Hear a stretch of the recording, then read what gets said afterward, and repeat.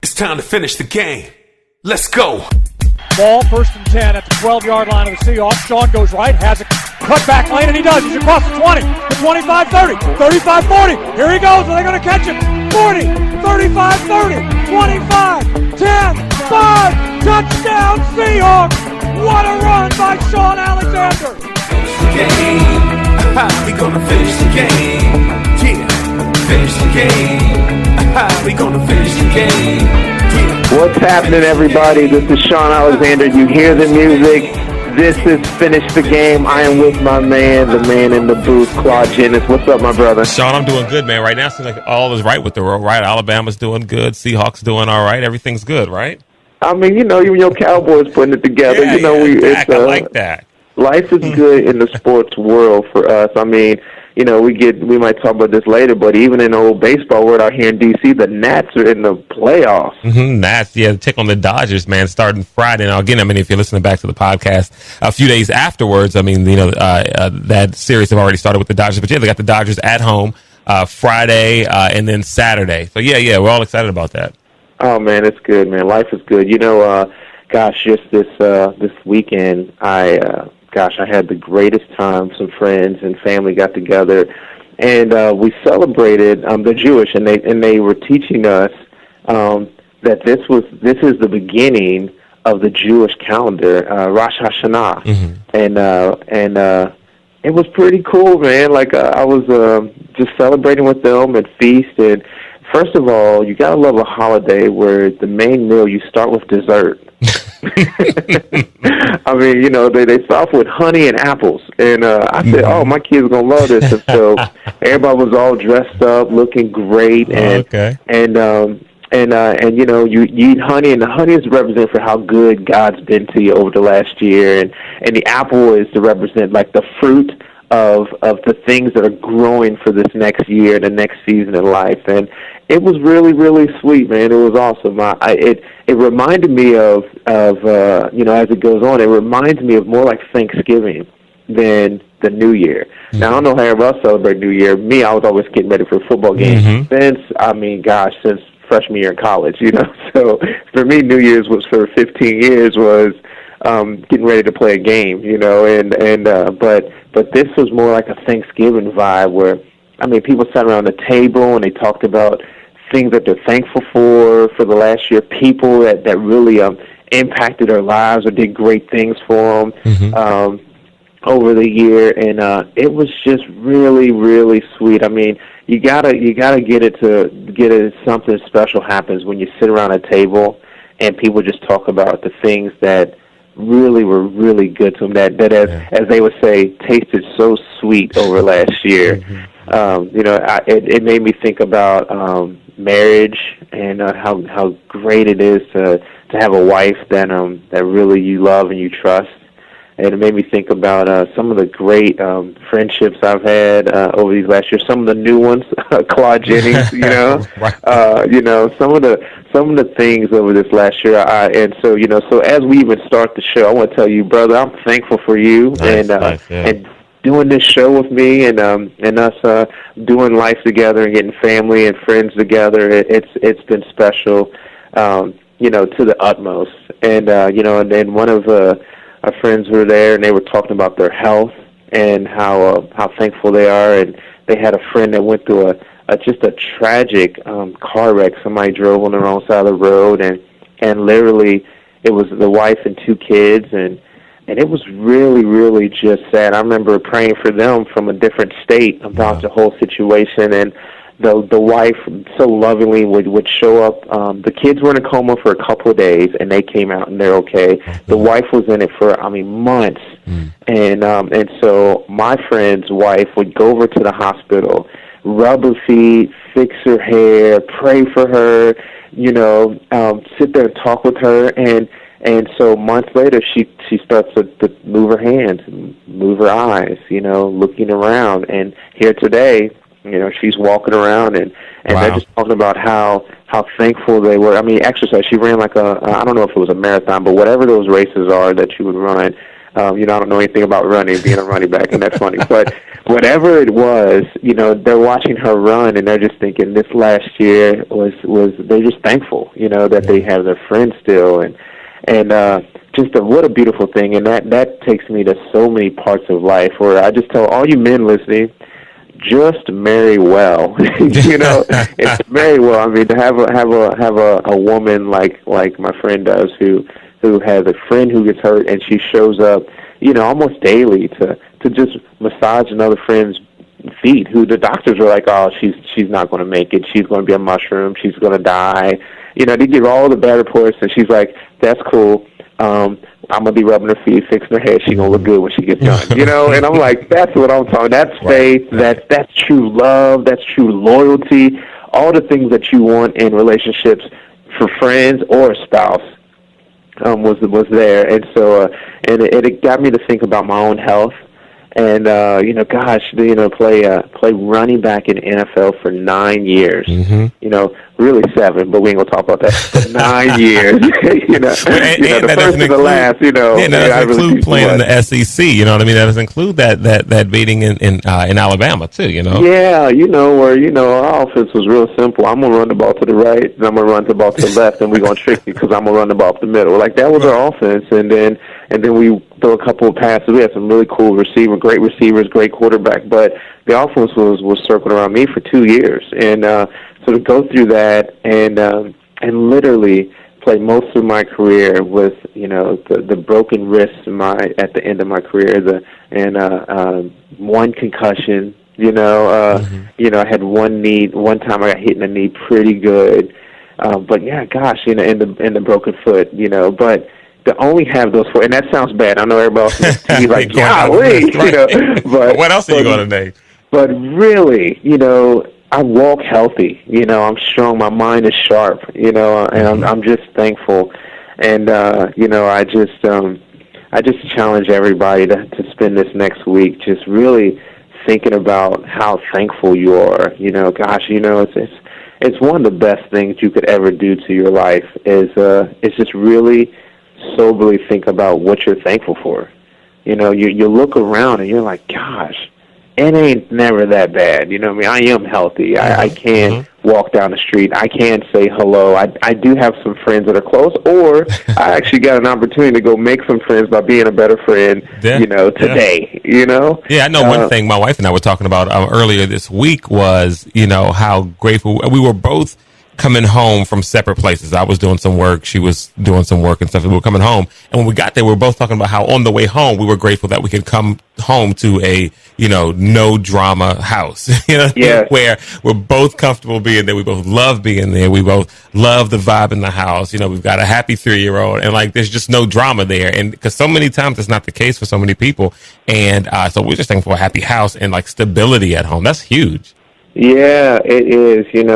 I'm always wanting to just really encourage people. Yeah, get that house together, and a lot of that could start with just being thankful for the little things, And everybody's got issues because no one's perfect. So you go into any household, you can be like, oh, okay, yeah, that could be better. But on the real, if you just hold it down, you get a little bit more thankfulness into your heart. You realize that. Life's really not that bad, it could always be worse, and it's not that we're going to go look at the worst, but gosh, look at what you do have. It's you got some good stuff. I don't have to know anybody's story, but there's something good that's going on. Even the fact that you could just take a deep breath, because you sit in the hospital with some kids that are sick and they can't. It shifts you. You go around in life and you look at some people that don't have just the freedoms that you have. It changes some things. Yeah, changes things around. You're listening to the Finish the Game podcast. I'm Claude Jennings. He's Shaun Alexander. Shaun's talking about having some of his Jewish friends over the house recently celebrating Rosh Hashanah. And you're talking about how, the Jewish New Year, it was a big meal as far as with Thanksgiving and things like that, where you guys were giving thanks. But then you were talking about the 10 holy days was the next thing that they had talked about. And something interesting about restoring relationships was in that discussion. Talk about that a little bit. Yeah, so it was amazing. I love when my buddies come in because they're taught from generation to generation about how the Creator God what the plan was, and ways to remember the career God, maybe ways to remember who you are with Him and where you are with life. And so it's just always amazing. You know, I actually should have one of my rabbi buddies come over here and just talk on like if you sit down and you're just intrigued about life, like some of the things that they say, you're like, wow, that has to be real because it makes sense, you know. But how can stuff make sense unless you hear it from the people? You know, just go down the line and it stays right to T. You know, it's pretty amazing. But Rosh Hashanah is the start of the 10 holy days. So it's their tradition, their understanding that these are the 10 most holiest days of the year. I was like, okay, let me get some of that, you know. and so it starts with their first 2 days, big feast, Thanksgiving kind of style, thanking for the past and also thanking. But then the next 7 days, they I don't know what they call it, but it's 7 days of kind of sobering up to all the relationships that you've had, all the things you've done over the last year. Maybe some of them that you didn't necessarily do right to people, some of the people that you've been angry with, some of the people that you've I've had some choice words with, I would say, you know.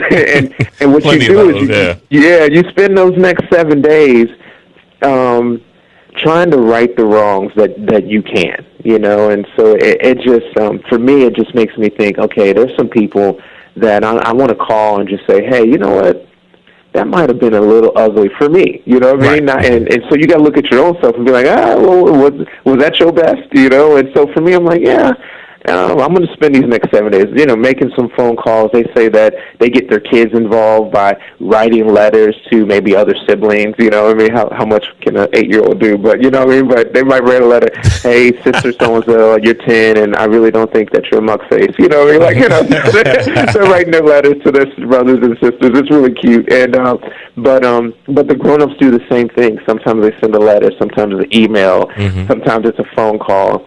I kind of like doing things face to face, so if I can, I'll do that. But I'm definitely going to send some phone calls around to people and just be like, hey, I love you. You know, sorry I couldn't be there for whatever it is, but I know it kind of keeps a little yuckiness in our relationship. But I just know that you know, I do have your back, but I also have a family. You know what I mean? And so like that kind of puts things in the right place with other people. And it's just pretty amazing how they have a season that literally is, you know, 2 days of thanking God for everything, thanking people, and then 7 days of let me go write some of these relationships. And they say that this is how they start off their year. Their year is always like, okay, so now I can have a year where I don't have these regrets, don't have these, ooh, I wonder if this person's still mad at me, oh, you know. And I'm like, man, you guys are healthy, you know, and it's pretty amazing. You know, especially when I think about, you know, just some of the relationships that just didn't end well. I just think of, you know, even teammates I had, and I even think of coaches. As a matter of fact, Claude, get Coach Hogan on the phone. You know, he got some things to talk about from Seattle. Yeah. Sorry, 10 years ago when I said you should give me the ball, and I looked at you like you was crazy. Sorry about that, Coach. You know, like there's just real talk. Like, you know, there's things that in the heat of the moment you could say things or give an attitude that's really not who you are or the attitude or the relationship that you want to have with that person. And you know, I just think, like, once again, I challenge all you listeners, you know, take some time this week to really do that. Just, you know, go write some of the relationships that you could damage or could just be a little bit better.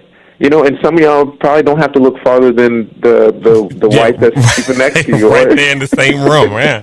You know, or the kid that you know that you've been mad at, you know, that you need to say, you know what, look, I've been mad at you, child, and yeah, you stole the last cookie out the cookie jar, you know, well, whatever it is. You know what, Shaun, that's important, man. Talk about that a little bit, because sometimes, you know, even when our kids could be young, 5, 6 years old, or even that teenager, or that kid you have that maybe in their 20s, and you're disappointed in something that's going on in their life, and we hold on to those grudges and we don't go back. And so it could be something as serious as, you know, one of your kids who are teenagers or early 20s that maybe they've done something serious, or a child who's maybe 7 or 8 and they've just had some bad behavior in the last couple of weeks and you're really disappointed in it. It's important even for you to go to your little child, your young child, and still kind of right those wrongs and talk to them, because that means a lot going forward.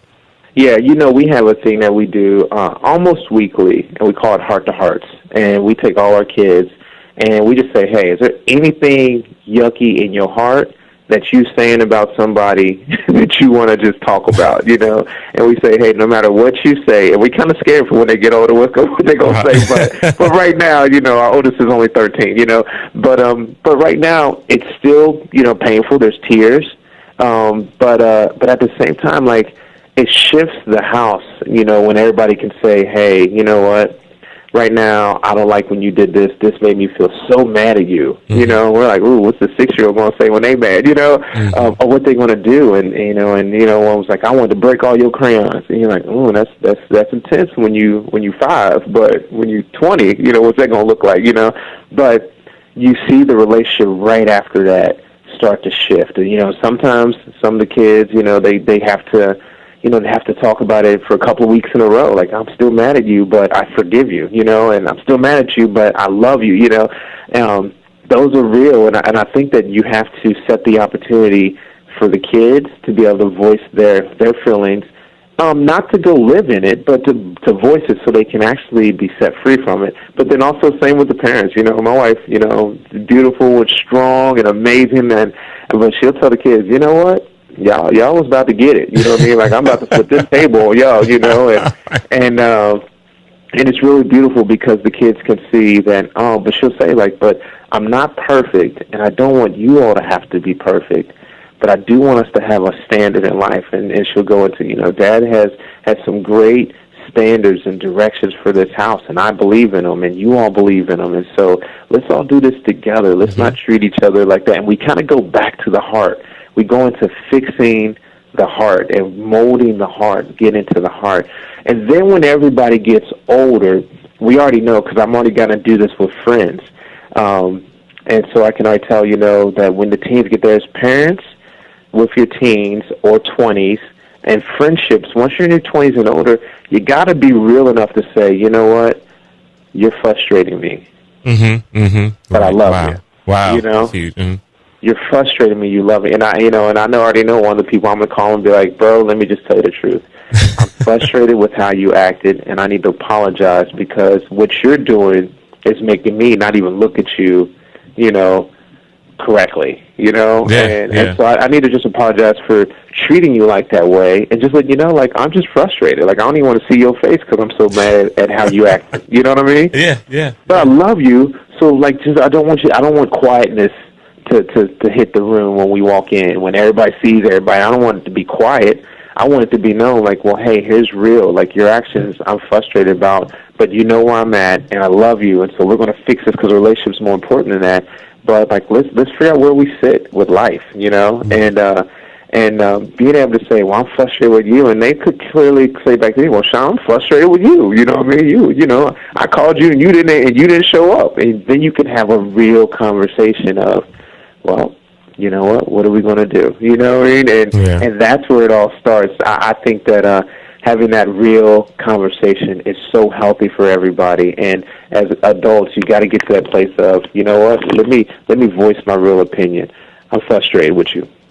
Wow, that's powerful. You're listening to the Finish the Game podcast with Shaun Alexander. I'm Claude Jennings, talking about getting those relationships right. Now, Shaun, you hit some really, really, really deep things there. And we talked about being able to disagree with someone and have those tough conversations without losing the relationship on the last podcast. So if people want to go to ShaunAlexander.com, you can hear more about that kind of topic as well. But as we keep moving forward, man, things are looking good in Alabama. Big game this week, obviously, with Alabama, Arkansas, but you're looking forward to next week, right?